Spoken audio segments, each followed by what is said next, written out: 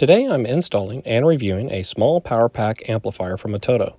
This amplifier is designed to be a plug-and-play option to add increased power output for ATOTO head units. It can also be used with other aftermarket head units. This is a Class A/B amplifier that produces 60 watts to 4 channels. It's recommended for speakers 8 to 4 ohms. It is not compatible with 2 ohm speakers. The vehicle I'll be installing the amp in is a 2022 Hyundai Veloster N. I will have a link to this amplifier in the video description. Before we jump into the install and review portion of the video, let's unbox the amp and see what's included. First is the manual. Next are 3 large wire bundles, then a small bag of metal parts, and finally the amp itself. After opening all the bags of wires, we can take a closer look at the amp's accessories. There are 6 separate wire harnesses included. You will not use all 6 to install the amp. The largest wire harness is for installs where you would like to mount the amplifier separately from the head unit, such as in the glove box. The 4 smaller harnesses give you options for connecting to different ATOTO head units or a different branded aftermarket head unit. The long black and red wire is for the power and ground, which is meant to be ran to the vehicle's battery. You can power the amp off the head unit, but you will not get the full power output of the amp. The wax tube is to cover the power and ground wire. The small bag of accessories include mounting brackets, screws, and zip ties. The amp's wire harness connections have a pass-through design.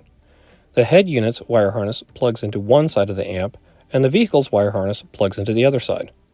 The amp also has 2 gain controls, one for the front 2 channels and one for the rear 2 channels.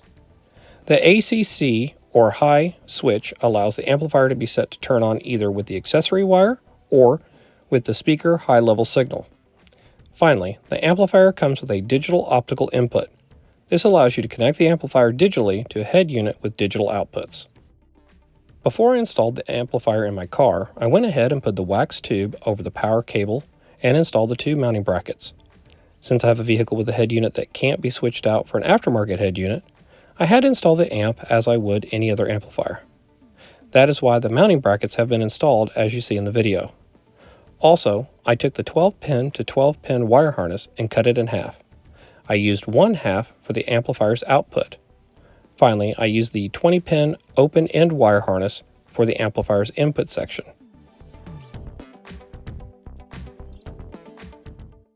Since I have a battery maintainer, I hooked that up to my vehicle so as not to drain my battery while testing the system before and after installing the new amplifier. I wanted to get a baseline before installing the new amplifier, so I played some songs and used my U-Mic 1 to take an RTA measurement reading with REW.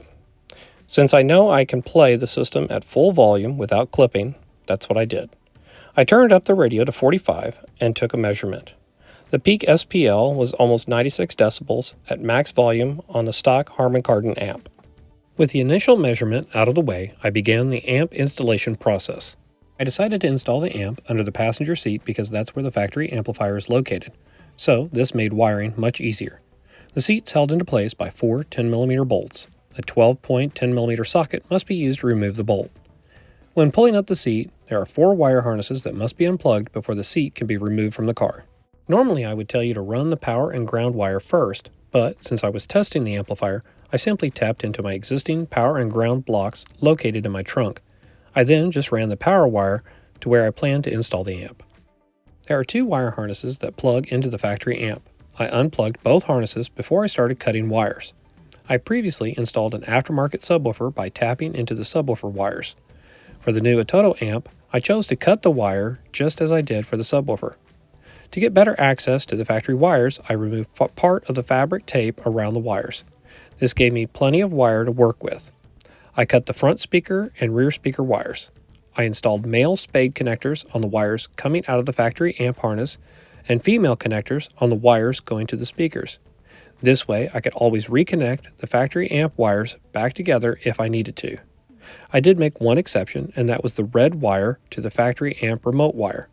I had a T-tap already installed on the remote wire, so the male connector could be plugged right into the T-tap. Finally, I plugged in the power wire harness. On the ATOTO amp's wire harnesses, I installed male connectors on the output wires and female connectors on the input wires. I then made all my input connections, but left the output wires disconnected.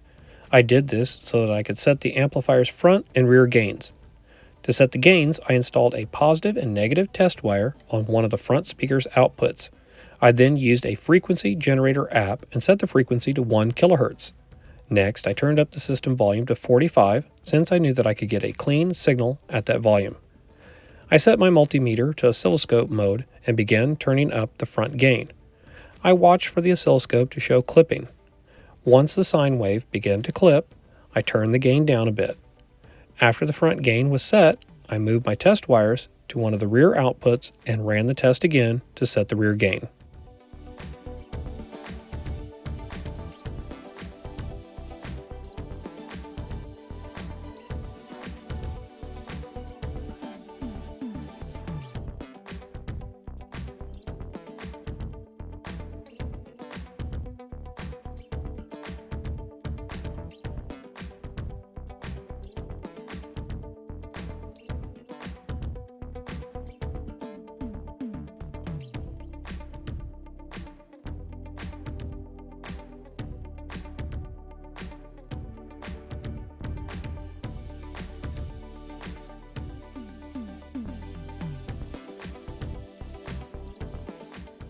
With the gain set, I plugged in the remaining output wires.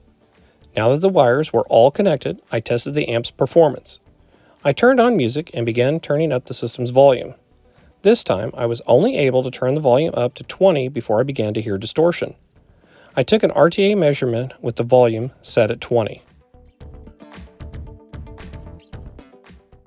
Here's a look at the results. Both graphs show the SPL reached about 96 decibels for each amp, but the ATOTO was able to achieve it in under half of the volume. After listening to the amp for a while, I feel that it does what it's intended to do, which is to add more power over a typical head unit. If you're looking for a boost in power over your radio's built-in amplifier, then this power pack will do the job, especially if you have an ATOTO radio that can take advantage of the plug-and-play aspect of this amplifier. If you're installing high-end aftermarket speakers and want the cleanest possible sound quality, I would say to stick with a traditional amplifier over this power pack. This amplifier is for users that want a plug-and-play power to boost factory or entry-level speakers, making their install easier. If you'd like to order your amplifier for your ATOTO radio, please use the link in the video description to order yours today. Thank you for watching. Please like, share, and subscribe for more content.